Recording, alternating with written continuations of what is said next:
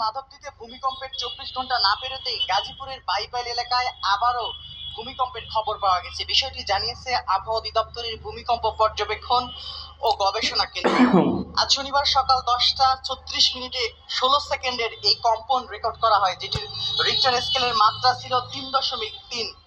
ভূমিকম্প পর্যবেক্ষণ ও গবেষণা কেন্দ্রের দায়িত্বরত নিজামুদ্দিন বলেন, এটি একটি মাইনর ভূমিকম্প। এর উৎপত্তি স্থল বাইপাইল।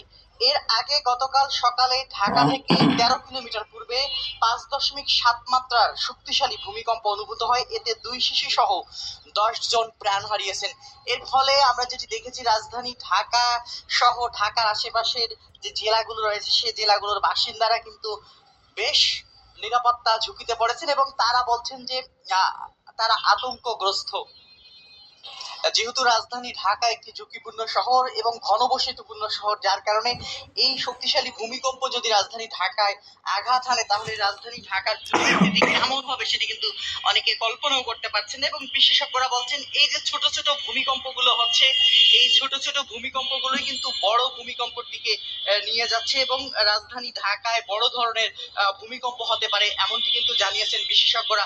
এবং যেমনটি বলছিলাম যে গতকাল নরসিংদীর মাধবদীতে যে ভূমিকম্পটি 5.7 মাত্রার রিক্টার স্কেল 5.7 মাত্রার রিক্টার স্কেলে যে ভূমিকম্পটি ছিল, সেটির কম্পন এতটাই বেশি ছিল যে এ যাবৎকালের সবচেয়ে বেশি কম্পনযুক্ত বা সবচেয়ে বেশি ঝাঁকুনিযুক্ত মনে হয়েছে অনেকের কাছে, তেমনটি কিন্তু অনেকে বলছিলেন। এবং আমরা গতকাল দেখেছিলাম, গতকাল যখন ভূমিকম্পটি ঝাঁকুনি দেয় তখন সাধারণ মানুষ আতঙ্কগ্রস্ত হয়ে পড়েন এবং দিক বিদিক ছুটে পড়েন, তারা সৃষ্টিকর্তাকে ডাকতে শুরু করেন। এতটাই ভয়ানক ছিল গতকালের ভূমিকম্পের যে ঝাঁকুনি।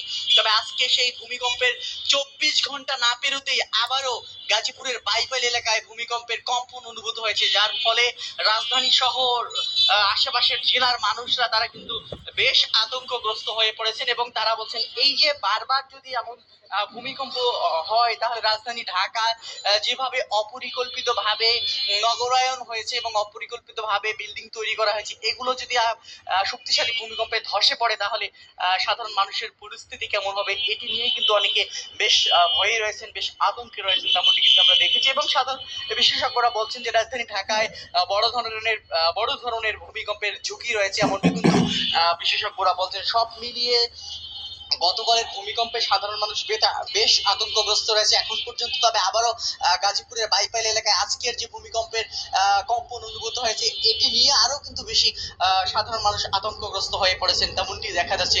অনেকের সঙ্গে কথা বলেছি আমি, তারা বলছেন যে এই যে বারবার ভূমিকম্প, ছোট ছোট ভূমিকম্পগুলোর কারণে যদি আবারও যে বড় ধরনের ভূমিকম্প তৈরি হয় তাহলে ঢাকা শহরের বড় ধরনের ক্ষতি হতে পারে, এমনটি কিন্তু বলছেন এবং সাধারণ মানুষ বেশ ভয়ে রয়েছেন।